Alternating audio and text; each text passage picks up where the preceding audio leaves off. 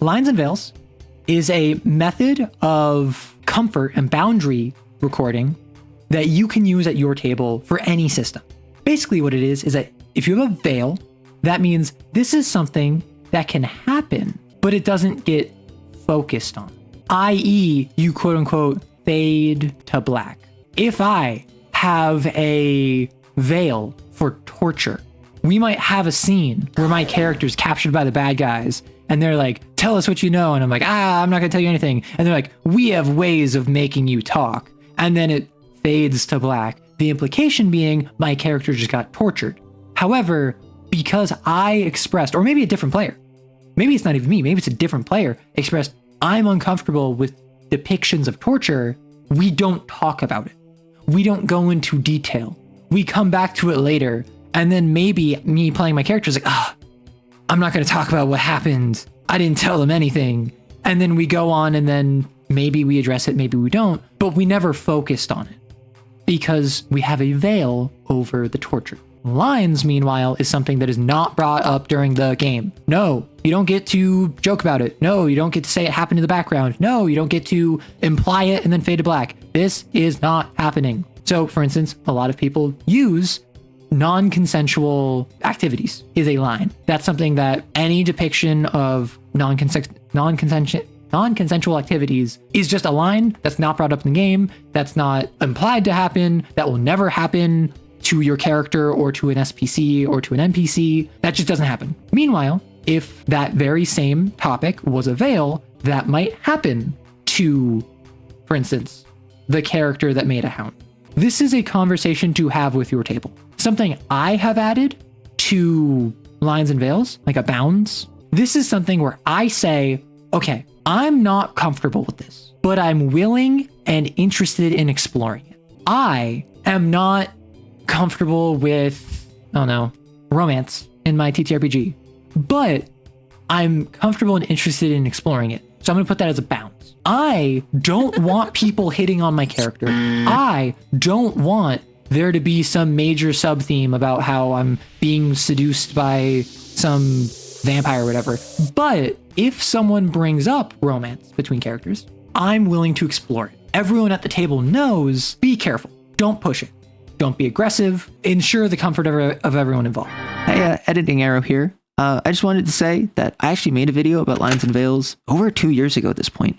And holy heck, that was back when getting 75 views was an accomplishment for me. Wow. I've talked about lines and veils tons since. And a challenge that I've heard levied against it is that players can use lines and veils in order to gain mechanical advantages.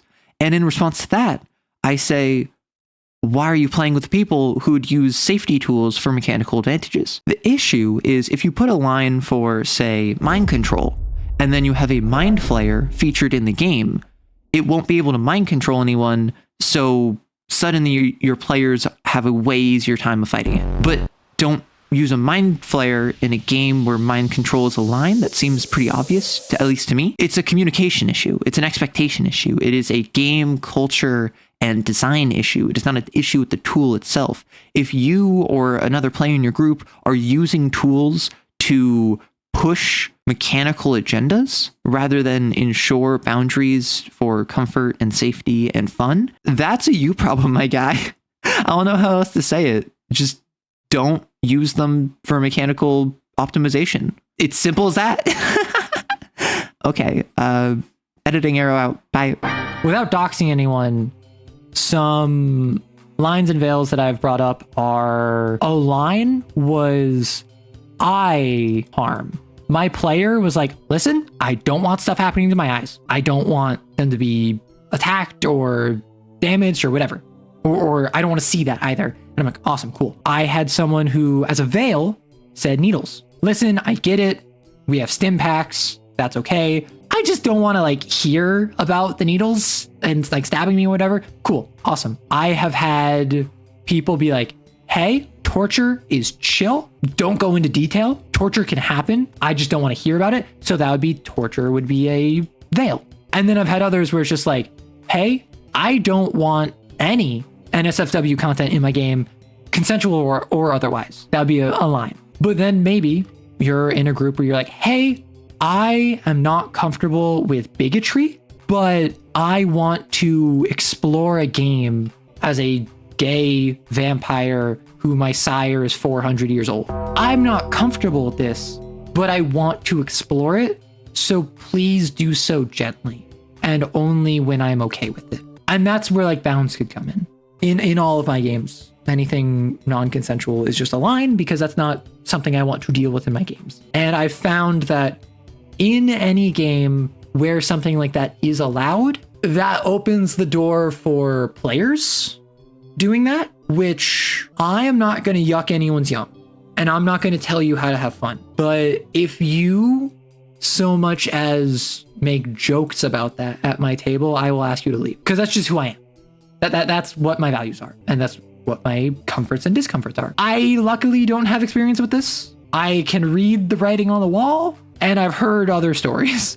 I think bounds is a great medium point between, oh, okay, you didn't mention animal cruelty. Awesome.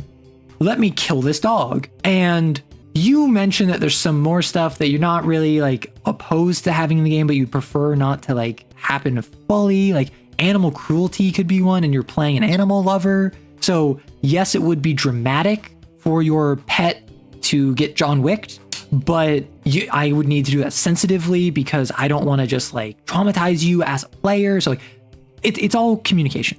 It is all establishing boundaries, respecting them, and establishing which boundaries you can push. And unironically, if you need more information on that, BDSM enthusiasts and that community, apparently they're experts, which makes sense. So if you have a friend who's into that, that's a subject matter expert on how can I navigate a TTRPG game where I'm pushing the boundaries of what my friends are comfortable with and make them uncomfortable, but only in the ways that they said beforehand they're okay with. Freaks get it. That's honestly worthy of respect, I will say. BDSM being brought up hit me like a sack of wet rats, but understandable. I mean, that's the thing, right? I keep my stuff family friendly, but game recognizes game.